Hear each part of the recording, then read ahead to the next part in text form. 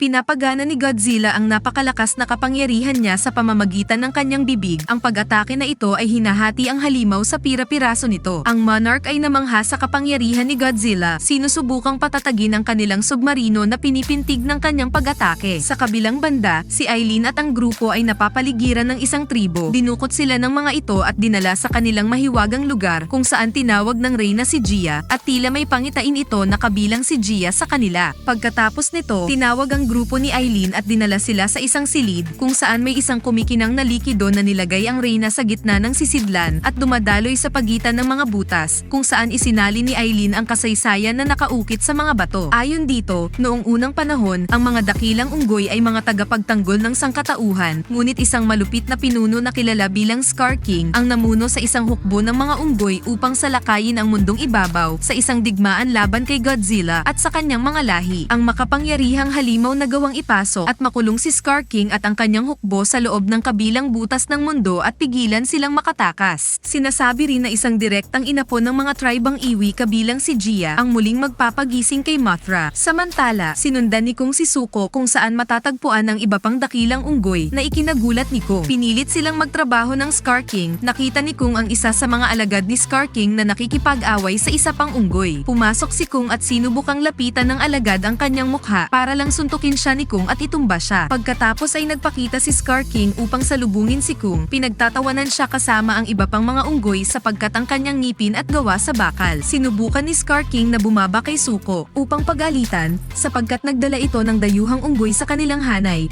ngunit hinarangan siya ng isa pang unggoy na. Naging sanhi ito ng Scar King na sipa ng unggoy sa isang hukay ng lava bilang pagganti na naging sanhi ng pag-iyak ni Zuko sa matinding paghihirap.